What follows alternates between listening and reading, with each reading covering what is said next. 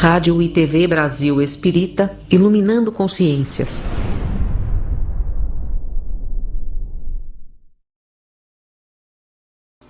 Amigos da Rádio Brasil Espírita de Maceió, nós estamos no início de um novo ano, também começando uma nova série de programas.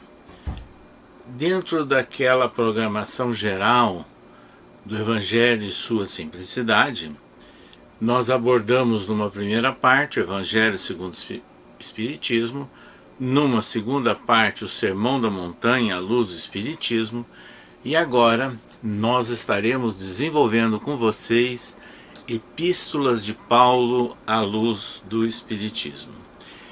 Essa série de programas está pautado numa obra que nós escrevemos e que lançamos no ano de 2016 pela casa editora O Clarim de Matão, que tem o mesmo título, Epístolas de Paulo à luz do Espiritismo. Então, nessa obra, nós focalizamos o ensino moral que brota, da vida, da obra, das epístolas de Paulo. E é isso que nós estaremos falando ao longo dessa programação. É interessante destacarmos que nós dispomos, dentro da literatura espírita, de uma obra magistral, que é Paulo e Estevão, em que o espírito Emmanuel escreveu pela psicografia de Chico Xavier e, seguindo e adotando informações basicamente de Atos dos Apóstolos, mas também de algumas epístolas de Paulo, toda essa vida retumbante, caracteristicamente de um homem enérgico, dedicado, um autêntico missionário que foi Paulo de Tarso. E também ele centraliza sua atenção em Estevão, que foi o primeiro mártir do cristianismo e nas mãos de Saulo de Tarso, ou seja, naqueles momentos em que Saulo, o doutor da lei, ainda estava vinculado a todas aquelas informações e sua fidelidade à obra de Moisés. Depois ele se tornou seguidor de Jesus e até mudou o seu nome.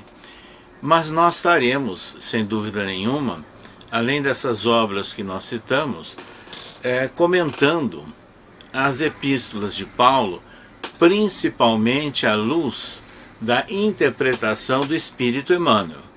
Porque pela psicografia de Chico Xavier, Emmanuel escreveu 9 livros, comentando versículos do Novo Testamento. Então nós podemos dizer a vocês que Emmanuel é o principal comentarista, o principal exegeta do Novo Testamento à luz do Espiritismo.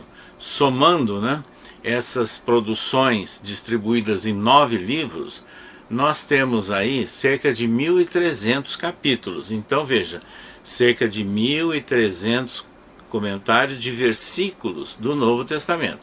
E desses, em torno de 1/4 a quase 1/3 são relativos às epístolas de Paulo. Então elas têm um destaque considerável nessa obra psicográfica de Chico Xavier. Então nós iremos comentando com vocês a vida e a obra do apóstolo Paulo, e que nós consideramos da mais alta importância para nós espíritas. E não podemos deixar de dizer que Emmanuel, ele comenta em várias obras e destaca o papel que Paulo representou para o desenvolvimento do próprio cristianismo. E ele chega a afirmar, sem Paulo não haveria cristianismo. Então vejam que nós precisamos dedicar mais atenção ao ensino moral que brota das epístolas de Paulo. Evidentemente que Paulo também faz uma série de anotações e recomendações que eram coerentes com o contexto em que ele viveu. e que hoje não tem mais razão de ser. Então muitas pessoas, inclusive, ficam se apegando a determinados textos ou trechos ou versículos das epístolas de Paulo e criticando. Vejam, nós temos que entender aquilo que foi escrito numa época e válido para um contexto, e aquilo que foi escrito naquela época e que se tornou imorredouro. Então é o raciocínio que Allan Kardec inclusive adota, né, na elaboração do Evangelho segundo o Espiritismo. Ele focaliza o ensino moral de Jesus. E é isso que nós vamos tirar também das epístolas de Paulo nessa compreensão espírita. Vejam, portanto, que tudo que nós estaremos analisando tem a ver também e podemos trazer para a realidade que nós estamos vivendo.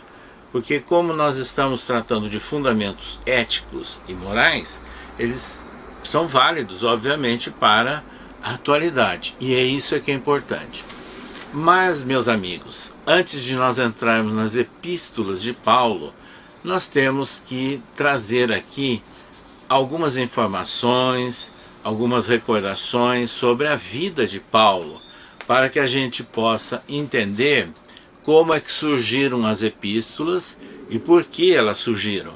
E é nessas condições que nós precisamos, em primeiro lugar, focalizar a vida, a trajetória de Saulo, que nasceu na cidade de Tarso. A cidade de Tarso, naquela época, estava naquela região que era chamada de Ásia Menor, hoje é a Turquia. A cidade de Tarso tinha uma forte influência da filosofia, da cultura grega, porque ali também já fez parte, né, da Grécia, num passado muito distante. Mas depois foi conquistado pelos romanos, e quando Saulo nasceu, ali era uma província, né, que estava imersa no Império Romano.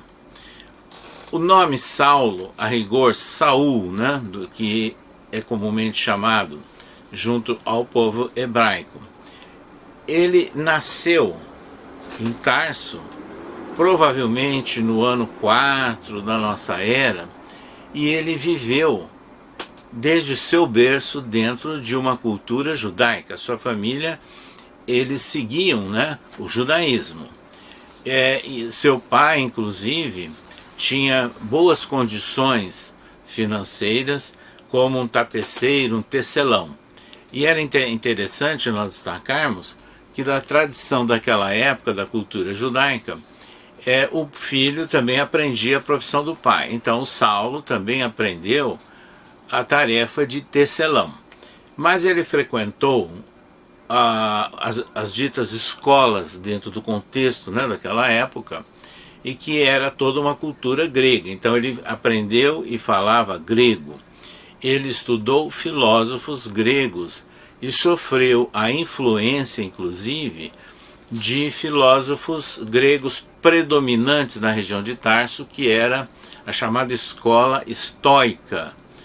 O estoicismo, para nós entendermos, é a característica da preocupação com a ética e ao mesmo tempo com todos os esforços, né, de superação. Vejam, portanto, que aí a gente pode já entender uma das partes, né, do perfil que foi desenvolvido pelo nosso vulto Paulo o Apóstolo. Ele era um homem estoico, sem dúvida nenhuma. Mas veja, como um jovem inteligente, esportista que ele era, afeito inclusive aos esportes da época, que já existiam as Olimpíadas, né, de origem grega, mas também ele era extremamente interessado, fascinado pelas bigas romanas, mas dentro de todas essas condições, pela sua inteligência, pela sua dedicação ao estudo, acharam que ele deveria ir para Jerusalém, onde deveria aprofundar-se no estudo do Antigo Testamento, do Torá, base do judaísmo. E assim ele foi orientado em Jerusalém por um grande homem daquela época, que era Gamaliel, um sábio, né, do judaísmo. E nessas condições ele veio a se tornar um doutor da lei. Então vejam, Saulo transformou-se num fariseu ortodoxo, com uma grande fidelidade aos livros de Moisés. E os livros de Moisés, é interessante nós destacarmos que eles faziam parte das normas para a vivência, né, no reino da Judéia e de todos aqueles outros que sofriam a mesma influência. Ou seja, guardadas as devidas proporções, é como se fosse uma constituição para aquele povo.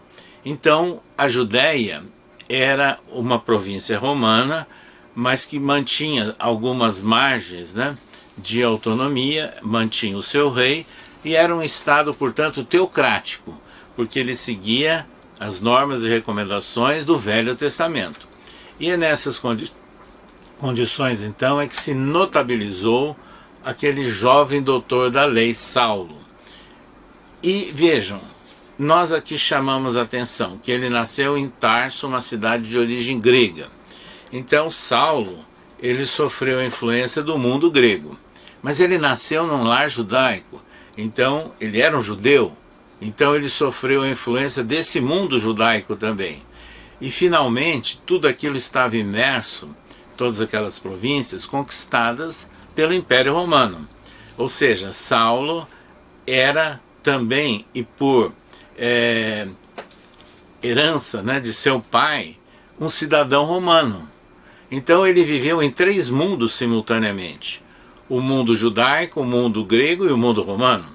E ele conhecia todas essas características. A partir desse comentário, então fica claro, nós entendemos que ele teve uma situação ímpar, não é? Na sua formação e na sua cultura. Pois bem, aí acontece aquilo que Atos dos Apóstolos registram, que Emmanuel comenta detalhadamente na obra magistral Paulo e Estevão, aquela situação em que o doutor da lei Saulo foi fazer uma visita, né, e para conhecer os chamados seguidores de Jesus, que era a Casa do Caminho, nos arredores de Jerusalém. E lá ele ficou intrigado com a condição de oratória, a eloquência do jovem Estevão, que era um judeu cujo nome verdadeiro era Gesiel. Estabeleceu-se ali uma contenda e Estevão foi detido depois, foi levado a julgamento junto ao Sinédrio, e ele veio a ser condenado, e tudo isso sobre as ordens, sob o controle do doutor da lei Saulo. E aí vejam, aconteceu o primeiro sacrifício de um seguidor de Jesus. Logo em seguida, ele veio a saber, Saulo, que os cristãos continuavam ainda, não era o nome ainda usado, eram os seguidores de Jesus, continuavam se agrupando e fazendo o seu trabalho, e principalmente em outras regiões fora de Jerusalém. E aí ele soube que Ananias, que era ali da região próxima a Jerusalém, da cidade de Jope, e que havia convertido a sua antiga noiva Abigail, já falecida em decorrência de uma doença galopante, ele se encontrava em Damasco e formando agrupamentos de seguidores de Jesus.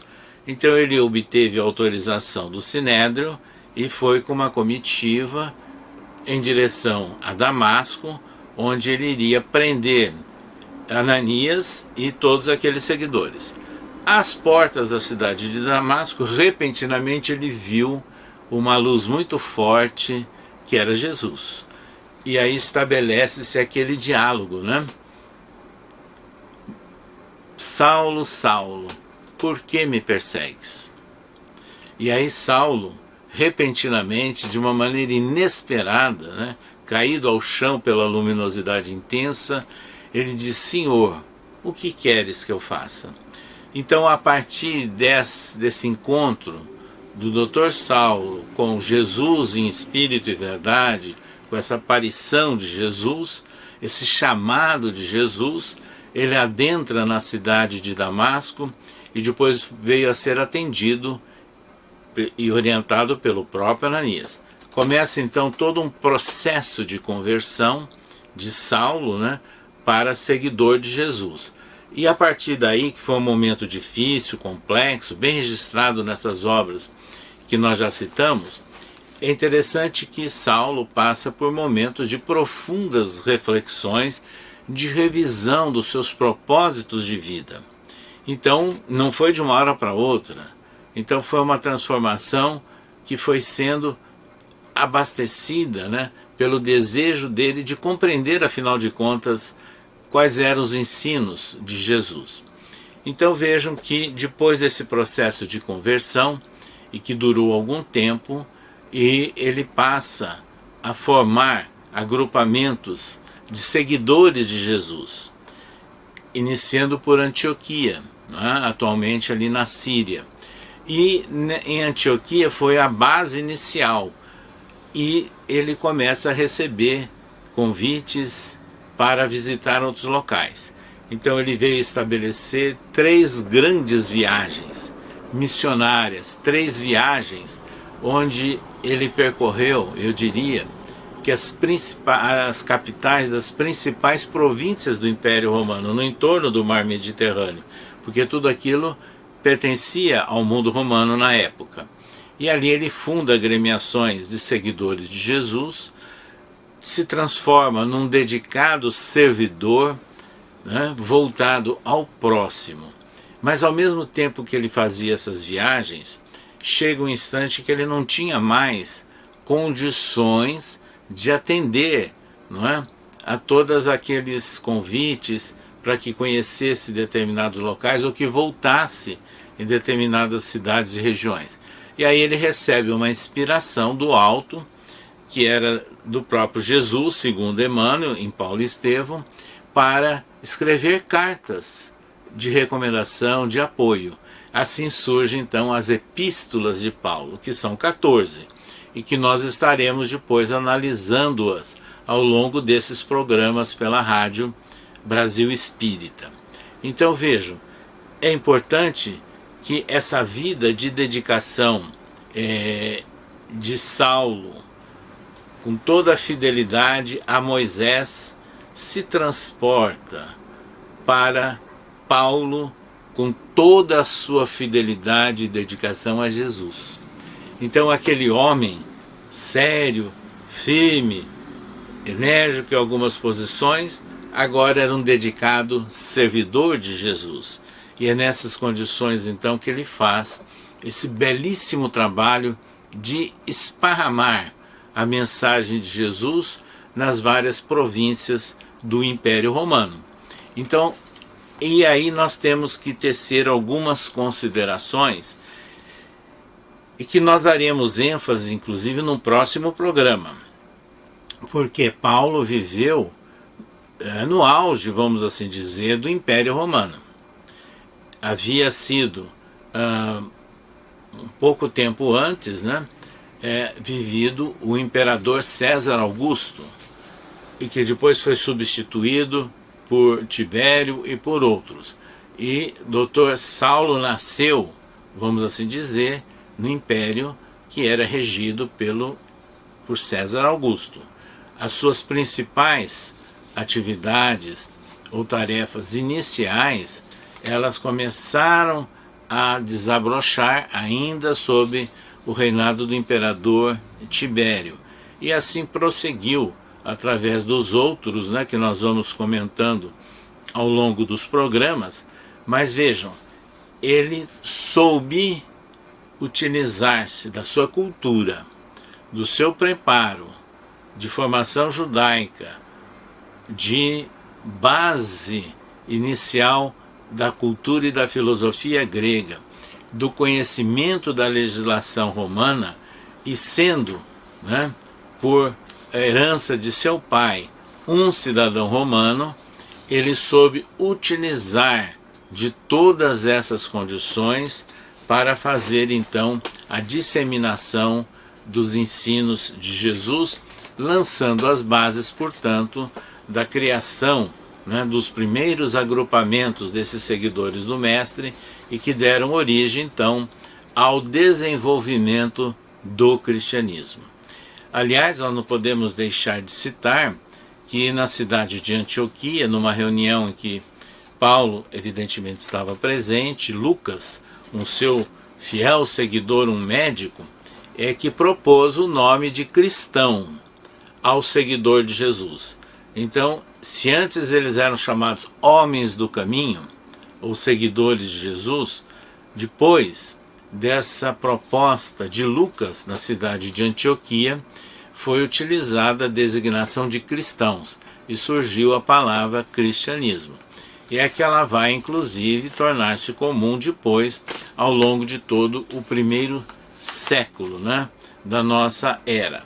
Então vejam, meus amigos, todas essas informações que nós estamos trazendo a vocês, elas são importantes para nós. Emmanuel, o espírito que escreveu inúmeras obras e coordenou todo o trabalho psicográfico de Francisco Cândido Xavier, ele é claro em dizer que Paulo de Tarso, na verdade, é a base, é a origem, né, de toda a disseminação do cristianismo. Sem Paulo não haveria cristianismo, mas ele representa também aquela flor, o melhor agricultor que soube trabalhar a flor do Evangelho. Então vejam a importância desse homem, Paulo, o apóstolo, né, na disseminação do cristianismo. E nós não podemos deixar de dizer que Paulo também escreveu em espírito algumas mensagens, né, que foram utilizadas por Allan Kardec, o codificador, e incluída em O Livro dos Espíritos, né, em alguns comentários de respostas, como também e principalmente o Evangelho segundo o Espiritismo. Inclusive destacando o capítulo Fora da Caridade Não Há Salvação, que Kardec desenvolve em cima de epístolas de Paulo. Então vejam, meus amigos, nós convidamos a todos vocês para nos acompanhar ao longo dessa nova série de programas, para nós compreendermos, né, toda aquela dedicação, aquele esmero na defesa dos princípios que foram exarados inicialmente por Jesus e que Paulo se fez um intérprete marcante, determinado em todas aquelas regiões do entorno do mar Mediterrâneo. E aí começa a brotar o movimento do cristianismo. Então hoje, quando nós espíritas olhamos, né, aquela tarefa heróica de Paulo, nós só podemos valorizar todos os seus esforços, as suas lutas para vencer impasses, perseguições, dissensões, incriminações que faziam a ele, maledicências, mas ele tinha o espírito estoico, como se diz, e ele soube ir superando a todas essas situações para deixar registrado na história de nossa civilização, né, o exemplo do grande vulto do seguidor de Jesus e que soube, sem dúvida nenhuma, disseminar a mensagem do Mestre para lançar as bases do cristianismo. Daí a razão que nós estaremos focalizando também, dentro desse espírito de falar do Espiritismo, o Evangelho e sua simplicidade, de lembrarmos como eram, né, as primitivas reuniões dos seguidores de Jesus e que foram iniciadas por Paulo. Nós deixamos então a todos vocês, amigos, o nosso convite para nos acompanhar às quartas-feiras, né, à noite, pela transmissão da Rádio Brasil Espírita, essa série das Epístolas de Paulo à luz do Espiritismo. Até um próximo programa.